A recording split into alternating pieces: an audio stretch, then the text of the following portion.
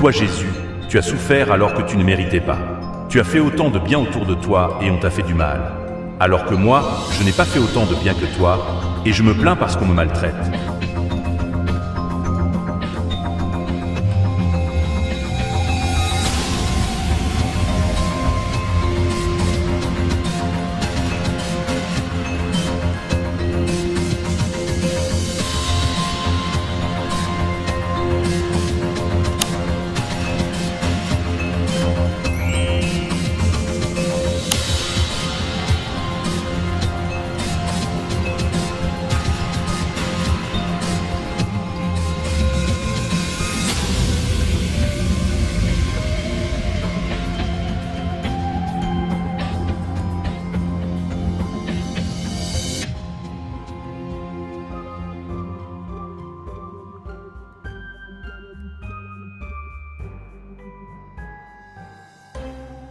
En été 2020, David, alors âgé de 28 ans, vivait une période de grande agitation.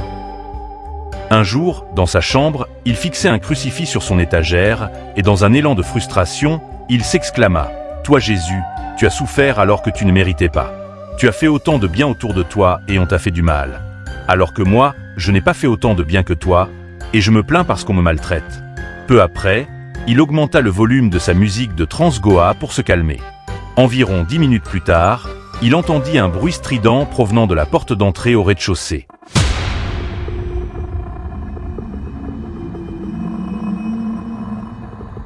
La porte, qui avait des charnières mal vissées et s'ouvrait difficilement, semblait avoir été poussée par quelqu'un. Pensant à un cambrioleur, David cria et descendit les escaliers pour vérifier. Dans l'obscurité, il vit la porte entr'ouverte avec la lumière extérieure filtrant à travers, et la clenche dirigée vers le bas, comme si quelqu'un la maintenait. En s'approchant, il remonta la clenche facilement, mais ne comprenait pas pourquoi elle était abaissée. Bien qu'il n'y ait personne, il ressentit une présence bienveillante et une atmosphère étrange, se sentant observé. Ému et tremblant, il referma la porte et courut dans les escaliers, les larmes aux yeux. Il appela immédiatement sa mère pour lui raconter l'incident. Plus tard, il réalisa que ce phénomène ne pouvait pas être expliqué rationnellement.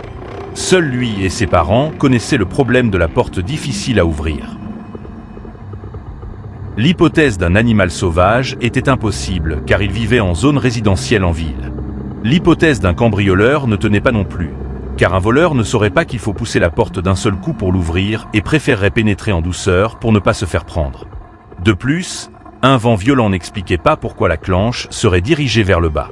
Enfin, la barrière du jardin étant fermée, l'expérience restait encore plus mystérieuse. David a trouvé une réponse à ce miracle dans la Bible. 3 passages en particulier ont retenu son attention. Matthieu 24:43. Si le maître de la maison avait su à quelle veille de la nuit le voleur devait venir, il aurait veillé et n'aurait pas laissé percer sa maison. Jésus dit que le Fils de l'homme viendra par surprise comme un voleur entrant dans une maison. Matthieu 6:6. Mais toi, quand tu pries, entre dans ta chambre, ferme ta porte et prie ton Père qui est là dans le lieu secret. Et ton Père, qui voit dans le secret, te le rendra. Il est écrit qu'il faut prier en secret dans sa chambre et le Père répondra. Jean 10:9. Je suis la porte. Si quelqu'un entre par moi, il sera sauvé. Il entrera et sortira, et il trouvera des pâturages. Jésus disait qu'il est la porte, et que celui qui entre par lui connaîtra le Père qui l'a envoyé. Ces versets semblent avoir une résonance particulière avec son expérience, offrant une perspective spirituelle à cet événement étrange. Si cette vidéo vous a fasciné, n'hésitez pas à la liker, à la partager ou à vous abonner à ma chaîne pour ne rien manquer de nos prochaines vidéos. À bientôt!